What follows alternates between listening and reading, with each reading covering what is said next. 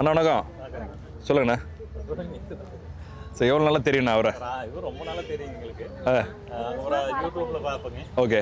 Daily பார்த்தா ஃபோட்டோவை பார்த்துட்டு இருப்போம். அப்புறம் எங்களுக்கு இன்னொரு ஃப்ரெண்ட் மூலிமா, நண்பர் மூலிமா அவர் அறிமுகமானார். சரி, இப்போ எங்களுக்கு மாடு நல்ல மாடாக பிடிச்சிருக்காருன்னு சொல்லி ஓகே. சரி, எவ்வளோ நேரம் அவர்கிட்ட பேசிகிட்டு இருக்கீங்க? எவ்வளோ நாளாக அவர்கிட்ட பேசிகிட்டு இருக்கீங்க? இன்னைக்கு தான் அவரும் நேர்லேயே பார்த்து பேசுகிறேன். ஃபர்ஸ்ட் டைம் நாங்கள் வந்து தந்தைக்கு வந்து ஃபர்ஸ்ட் டைமுங்க. ஓகே. இதுக்கு முன்னாடி கால் பண்ணி பேசுனது உண்டா? கால் பண்ணி நான் பேசலைங்க, வேற ஒரு நண்பர் பேசினாரு.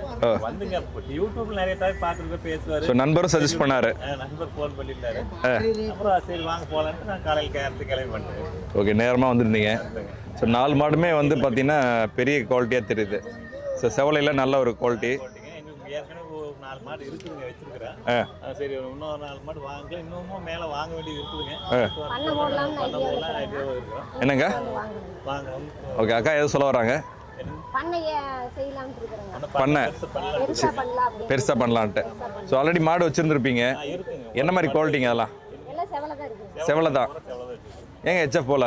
ஹெச்எஃப் நம்மளுக்கு அது ஒத்துக்கலைங்க, வேணான்ட்டு. ஏன்னா கலர் மேங்களுக்கு இந்த கலரில் பிடிச்ச கலருங்க. ஸோ ஆல்ரெடி ஹெச்எஃப்பும் ட்ரை பண்ணியிருக்கீங்க? ஹெச்எஃப் ஒரு டைம் ஒரு 2 நாள் கொஞ்சம் வச்சுருந்தாங்க.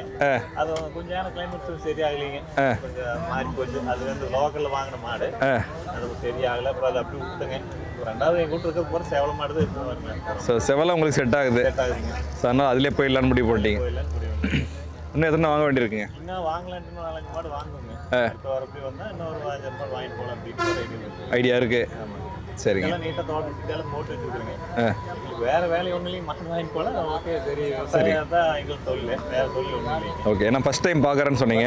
ஃபர்ஸ்ட் டைம் கௌதமே பார்த்தது மட்டும் இல்லாமல் மாடு வாங்கிட்டீங்க. சரி, எப்படி வாங்கி கொடுத்தாருங்க? அதான் சந்தோஷம். கேட்ட மாதிரி வாங்கி கொடுத்தாரு. திருப்தி தான்.